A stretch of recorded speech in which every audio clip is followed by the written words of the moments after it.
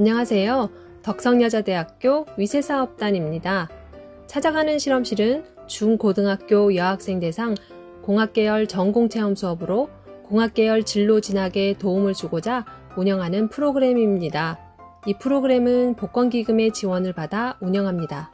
이번 영상에서 다룰 주제는 3D 프린팅 모델링으로 나만의 키홀더 만들기입니다.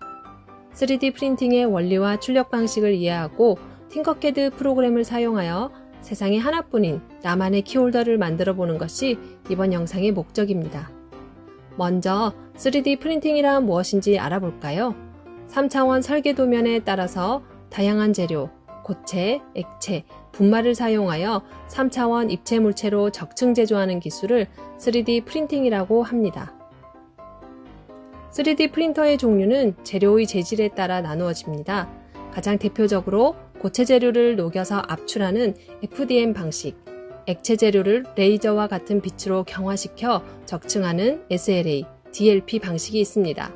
분말 형태의 재료를 레이저로 가열, 응고시키는 SLS 방식도 있습니다. 3D 프린터의 소재는 다양합니다. 일반적으로 쓰이는 플라스틱부터 금속, 나무, 세라믹, 종이, 바이오 물질과 식품까지 그 범위가 아주 넓습니다. 그만큼 3D 프린터가 사용되는 영역도 광범위하겠죠? 3D 프린터로 만들어내는 것은 의복과 신발 같은 작은 부분의 제품뿐 아니라 자동차와 집, 심지어 식품에까지 사용됩니다.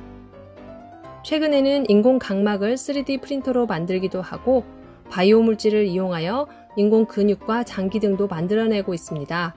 3D 프린터는 우리 생활의 전반적인 영역에서 두루 사용되고 있습니다. 3D 프린팅의 과정은 다음과 같습니다. 먼저 우리가 오늘 수업에서 사용할 팅커캐드와 같은 3D 모델링 툴을 이용하여 모델링을 해줍니다. 그 다음에는 슬라이싱 프로그램에서 프린팅에 필요한 지지대 설정과 G코드 변환을 해줍니다. 3D 프린터에서 프린팅을 한 후 후가공으로 마무리해줍니다. 이 3D 프린팅의 과정 중 팅커캐드 프로그램으로 3D 모델링을 배워보도록 하겠습니다. 구글 크롬 브라우저 검색창에서 영어 혹은 한글로 tinkercad.com을 검색해주세요. 검색창 상단에 있는 팅커캐드 웹페이지 주소를 클릭해주세요. 팅커캐드는 오토데스크사에서 만든 무료 앱으로 3D 모델링뿐 아니라 회로도 작성이나 블록코드를 사용한 모델링도 가능합니다. 팅커캐드는 온라인 기반 모델링 툴이므로 회원 가입과 로그인을 해야 자신의 프로젝트를 관리할 수 있습니다. 오른쪽 상단에 있는 지금 가입이라는 버튼을 누르거나 화면 아래쪽에 팅커링 시작 버튼을 눌러주세요. 개인 계정 생성을 눌러주세요. 구글 아이디로 로그인을 하거나 이메일로 등록을 눌러주세요. 국가는 대한민국, 자신의 생년월일을 기입하고 다음을 눌러주세요. 그 다음 메일 주소와 암호를 넣고 계정 작성을 눌러주세요. 로그인을 하면 자신의 페이지로 들어옵니다. 왼쪽에 자신의 이름이 보이고 아래쪽에 3D 디자인 항목에서 우리는 모델링을 하게 됩니다. 새 디자인 작성을 눌러서 모델링 화면으로 들어와 주세요. 먼저 전체 화면 구성을 살펴보겠습니다. 왼쪽 상단에 팅커캐드 아이콘 옆에 이 프로젝트의 이름을 클릭하여 변경해 주세요. 프로젝트 이름 아래쪽에는 모델링에 필요한 편집 도구가 있습니다. 왼쪽에 있는 정육면체를 뷰 큐브라고 합니다. 뷰 큐브를 움직여서 작업 평면의 방향을 조절할 수 있습니다. 화면 중간에 작업 평면이 있고 오른쪽에는 여러 가지 도형들이 있는 쉐이프 화면이 있습니다. 이 기본 쉐이프 중 하나를 드래그하여 작업 평면에 두고 모델링을 하게 됩니다. 이제 화면에서 직접 살펴보겠습니다. 먼저 이름을 우리 수업의 제목인 키홀더 만들기로 바꾸어 볼까요? 뷰 큐브 조작을 해보도록 하겠습니다. 뷰 큐브를 클릭한 상태에서 이리저리 돌려보면 작업 평면의 방향도 바뀌게 됩니다. 아래쪽에 홈뷰 버튼을 누르면 처음 작업 평면으로 뷰가 바뀝니다. 플러스 표시와 마이너스 표시로 작업 평면을 확대 또는 축소할 수 있습니다. 작업 평면에서 이 기능을 직접 실행할 수도 있는데요. 작업 평면에서 마우스 우측 버튼을 누른 상태에서 마우스를 돌려보면 뷰 큐브와 같이 작업 평면이 여러 각도로 변합니다. 또 마우스 스크롤을 움직여서 화면을 확대, 축소할 수 있습니다. 마우스 스크롤을 누른 채로 움직이면 작업 평면도 함께 움직입니다. 그 다음 오른쪽에 기본 쉐이프를 살펴보도록 하겠습니다. 팅커캐드는 기본적으로 쉐이프를 가져와서 변형하거나 겹치고 자르기 등을 사용하여 모델링을 하게 됩니다. 쉐이프 중에서 하나를 클릭한 후 작업 평면에 드래그해서 가져옵니다. 작업 평면에 쉐이프를 갖다 놓고 나면 이 쉐이프를 편집할 수 있는 화면이 나타나고 위쪽에 편집 도구가 활성화됩니다. 도형의 내 모서리와 높이 부분에 하얀 사각점이 생겼는데요. 이 점을 클릭하면 도형의 치수가 나타납니다. 숫자를 클릭하여 가로 세로의 숫자를 직접 변경하여 크기 조절을 할 수 있습니다. 또는 이 점을 드래그하면서 사이즈를 자유롭게 조절할 수 있습니다. 도형의 중간에 보이는 위쪽 화살표는 작업 평면에서 도형을 떨어뜨릴 수 있습니다. 구분 화살표는 도형을 여러 방향으로 돌려줄 수 있습니다. 이제 상단에 있는 기능 키들을 살펴볼게요. 도형을 자유롭게 늘려보다가 도형이 작업 평면에서 멀리 떨어졌거나 도형이 작업 평면보다 너무 커져서 되돌리고 싶을 때는 어떻게 하면 될까요? 작업 평면 위쪽 편집 툴에서 명령 취소 버튼을 누르거나 단축키 컨트롤 G를 눌러주세요. 도형을 오른쪽 쉐이프에서 가져올 수도 있지만 같은 모양의 도형을 반복적으로 사용하고 싶을 때는 도형을 선택한 후 복사하기, 붙여넣기를 선택하거나 복사하여 붙여넣기를 선택해 주세요. 또는 키에 마우스를 갖다 대면 컨트롤 C, 컨트롤 V와 같은 단축키를 알려주는데요. 단축키를 사용하면 훨씬 빠르게 작업할 수 있습니다. 사용하다가 불필요한 도형은 위쪽에 보이는 휴지통 모양 버튼을 클릭하거나 딜리트 키를 눌러서 삭제를 해주세요.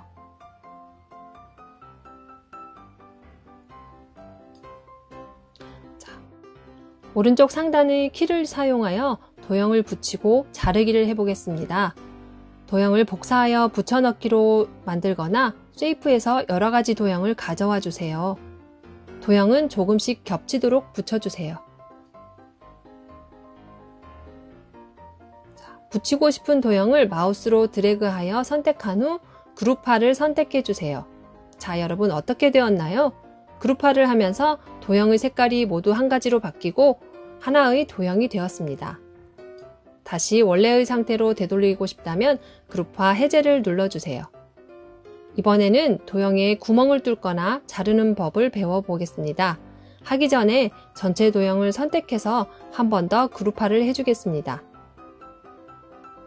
오른쪽에 색이 없이 빗금친 도형을 이용할 텐데요. 원통 모양을 하나 가져와 볼까요? 크기를 조금 줄인 후에 도형 안에 넣고 전체 선택하여 그룹화를 시켜주면 구멍이 뚫리게 됩니다.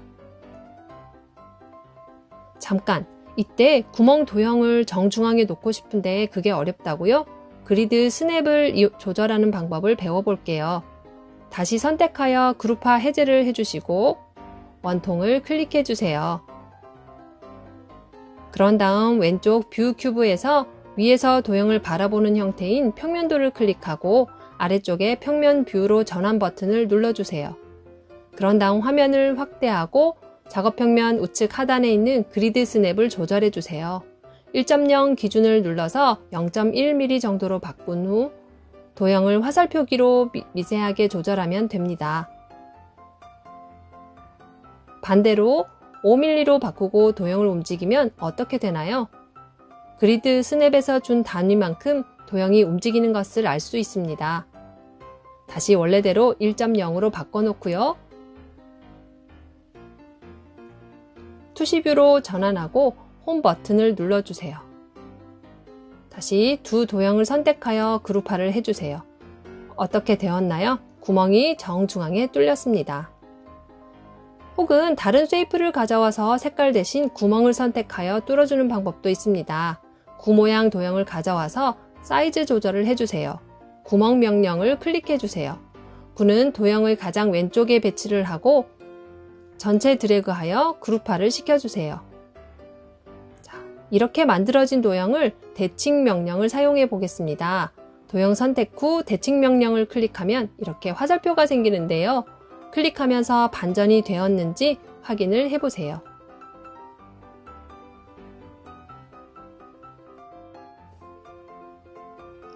자, 그럼 이제 키홀더 만들기를 시작해 볼까요? 우리가 연습으로 만든 도형들은 선택하여 삭제해 주세요. 먼저 기본 쉐이프에서 원통을 작업 평면에 가져옵니다. 쉐이프의 측면을 64로 바꾸어 측면을 매끄럽게 만들어 줍니다. 도형의 크기 조절점을 눌러 가로 40, 세로 40, 높이 7mm로 크기를 조절해 주세요. 작업 평면의 아무 곳에나 마우스를 클릭하면 도형의 옵션 창은 사라집니다. 다시 오른쪽의 기본 쉐이프로 가서 튜브 모양 도형을 가져옵니다. 이 도형도 측면을 64로 바꾸고 가로 15, 세로 15, 높이 7mm로 크기를 조절해 주도록 합니다.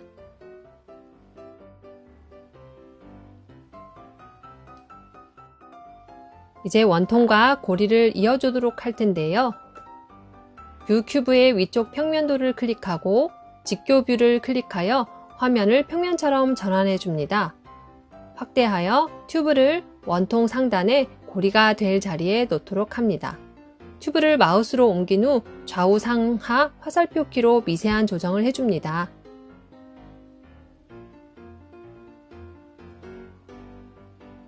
직교뷰를 다시 클릭하여 투시뷰로 만들어주세요. 마우스를 드래그하여 두 개의 도형이 다 잡히도록 해줍니다. 오른쪽 위에 보시면 쉐이프가 두 개 잡혔다고 표시를 해줍니다. 오른쪽 상단에 정렬이라는 기능을 눌러주세요. 그 중에서 가로 방향 가운데 동그라미를 눌러서 좌우 정렬에 중심을 맞추어 주세요. 다시 한번 선택하여 그룹화 버튼을 눌러주세요. 자, 고리가 완성되었는데요. 이제는 키홀더에 이니셜을 새길 차례입니다. 오른쪽에서 문자를 가져와서 문자 부분에 이니셜이나 원하는 글자를 써주도록 합니다.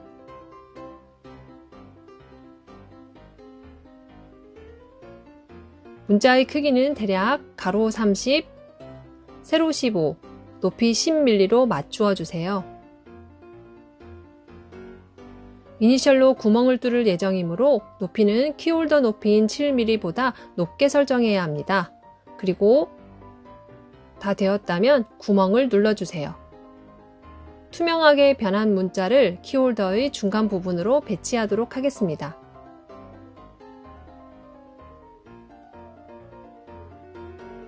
마우스로 문자와 키홀더 두 가지가 선택되도록 드래그 해주세요. 정렬을 이용하여 좌우 정렬을 맞추어 주도록 하겠습니다. 이때 중간 동그라미가 회색으로 되어 있다면 이미 정중앙에 놓여져 있다는 뜻입니다. 이제 마우스로 작업 평면을 클릭하여 작업을 끝낸 후 다시 전체를 드래그하고 그룹화를 눌러주세요. 영문자 D키를 눌러서 작업 평면 바닥에 도형을 붙여주세요. 작품이 완성되었습니다. 내가 만든 작품은 온라인 작업실에 자동 저장이 되므로 3D 프린터로 출력을 하기 위한 파일만 따로 저장해 주시면 됩니다. 자, 오른쪽 상단에 내보내기를 클릭하고 .stl 파일을 선택해 주세요. 왼쪽 하단에 stl 파일이 생성되었습니다. 폴더 열기를 선택하여 이 파일이 저장된 위치를 파악합니다. 이 파일을 선택하여 잘라내기를 한 후 바탕화면에 붙여넣기로 옮겨주거나 메모리 카드에 저장합니다. 여기까지 따라와주고 작품을 완성하신 여러분들 잘하셨어요. 그런데 이 정도 모양만 만들고 끝내기엔 조금 아쉽죠? 그래서 방금 만든 키홀더의 응용을 조금 더 해볼까 해요. 작업화면 상단에 팅커캐드 아이콘을 한번 클릭해 주세요.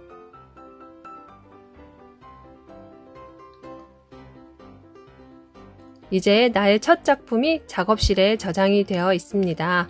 확인이 되었나요? 여러분은 새 디자인 작성을 눌러주세요. 선생님은 기존에 만든 작품을 열어보도록 하겠습니다.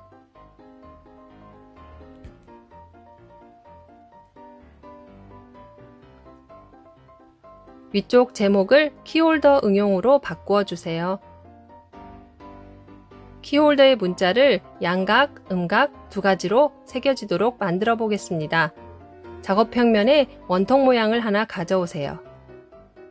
측면을 64로 매끄럽게 만들어주고 크기 조절점을 눌러 가로 40, 세로 40, 높이 7로 변경해 주세요. 컨트롤 D키를 눌러서 같은 도형을 하나 더 만든 후 오른쪽으로 이동시켜 줍니다.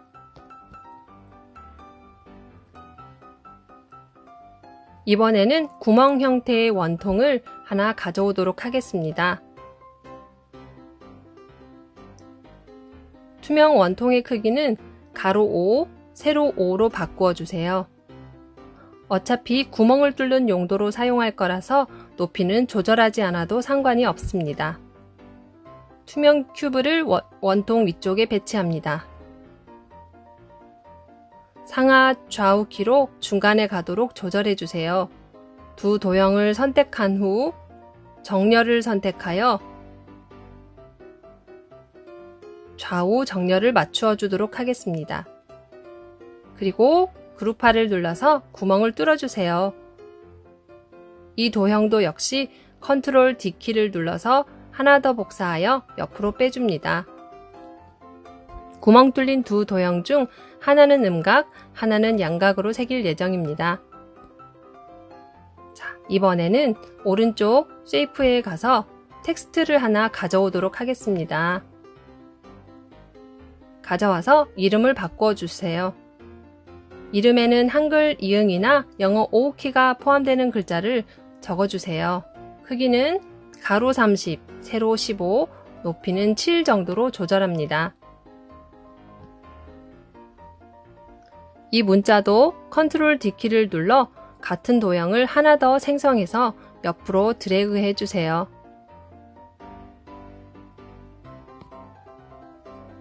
왼쪽 도형은 음각으로, 오른쪽 도형은 양각으로 만들어 보겠습니다. 왼쪽 도형은 구멍 명령을 클릭하여 투명하게 만든 후 왼쪽 원통 중앙으로 이동시켜 주세요. 두 도형을 선택한 후 정렬을 클릭하여 도형 중간에 문자가 위치하게 한 후 그룹화를 시켜주시면 됩니다. 되었나요? 이렇게 음각 키홀더를 완성해 보았습니다. 이번에는 양각 키홀더도 만들어 보도록 할게요. 가장 오른쪽에 갖다 놓은 원통을 클릭하여 가로 38, 세로 38로 크기를 줄여주세요. 그런 다음 도형의 위쪽에 있는 화살표를 눌러서 위쪽으로 3mm 정도 바닥에서 올려주도록 합니다. 그리고 이 도형을 구멍 명령을 클릭하여 투명하게 만들고 원통과 합쳐주세요. 두 원통을 선택하여 정렬, 그리고 그룹화를 눌러서 마무리해 주시면 됩니다. 그 다음 텍스트를 가져와서 넣으면 되겠죠? 텍스트를 원통 안으로 끌고 온 후에 다시 한번 선택, 정렬을 눌러주시고 그룹화로 마무리해 주세요. 되었나요?